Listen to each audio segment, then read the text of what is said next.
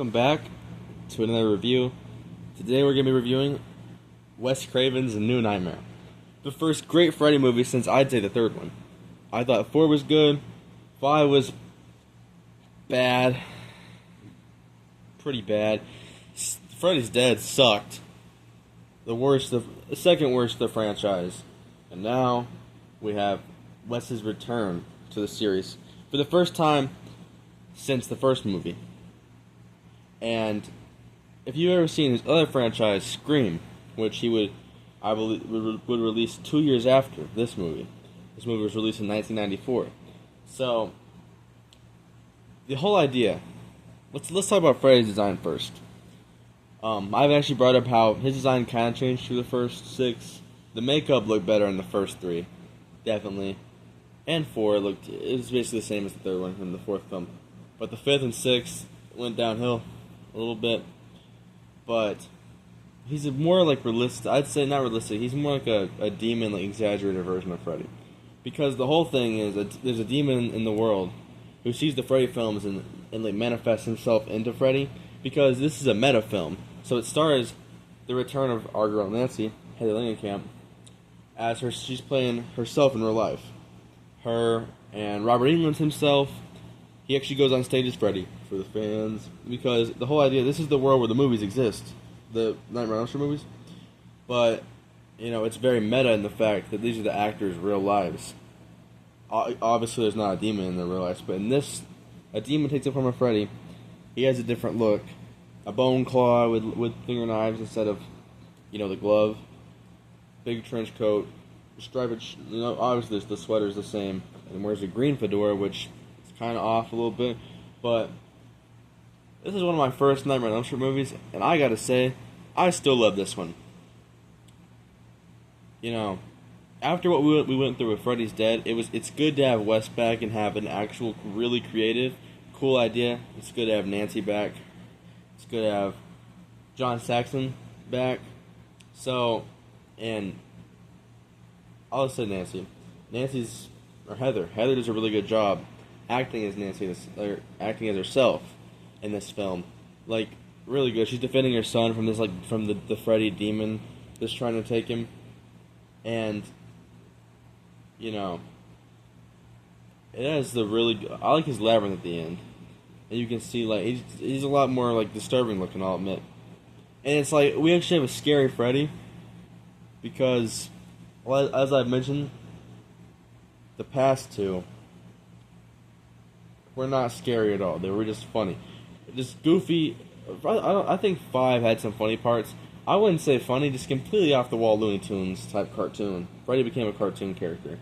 So by the 6th film, he really became by the Freddy's Dead. So it's good to have a scary Freddy back. Robert Englund being able to play a scary Freddy, and really kind of like paved the way for Scream, which would come out 2 years later, because there's this meta, and Nancy has to kind of like towards the end she's saying that she is Nancy, like, because by the end John's calling her Nancy, her dad in the movie, but John Saxon as the actor in the movie. And there's a lot of rehashings of some of the kills from the first film. I really think that the beginning where Heather's husband in the story is killed in the truck by like the Freddy glove, I think that's pretty cool, because he was designing with the new film. And I think, but her son, Heather's son in the movie, I think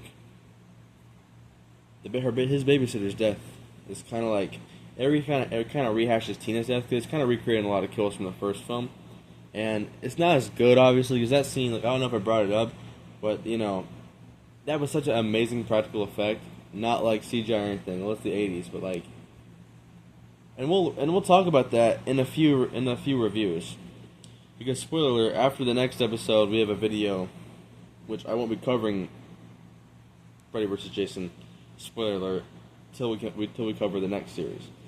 But we're covering the remake next week or sometime, whenever I get around to it. But I'm not excited for that, because that movie sucks. Some people defend it, but I don't. It's so pointless, and I'll explain why. But, you know, it's this film really is. I'd say it's my third favorite film in the franchise. When I rank them, I'll decide if it's 2 or 3.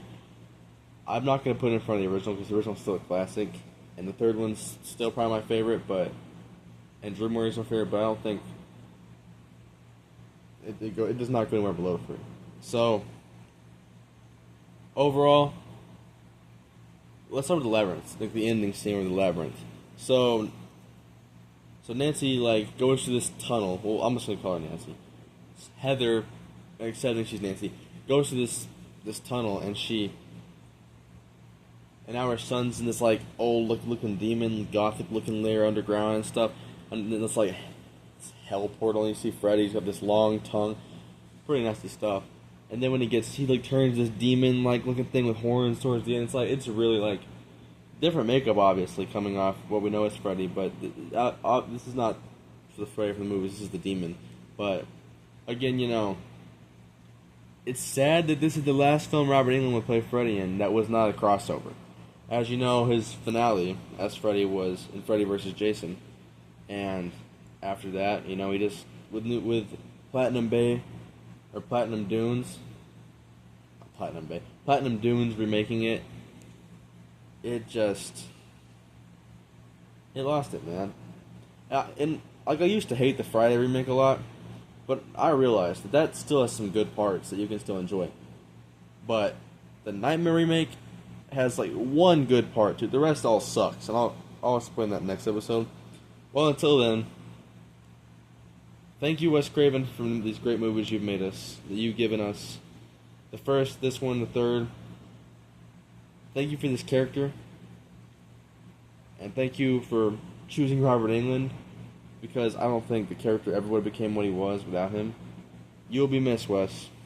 And Robert, thank you for your service as this character over these years. Because Freddy became an icon even for my generation because of your acting. And the writing too, but we'll see next episode. Jackie Earle Haley does decent in the role, but doesn't live up. Love you guys. Stay blessed. Take care.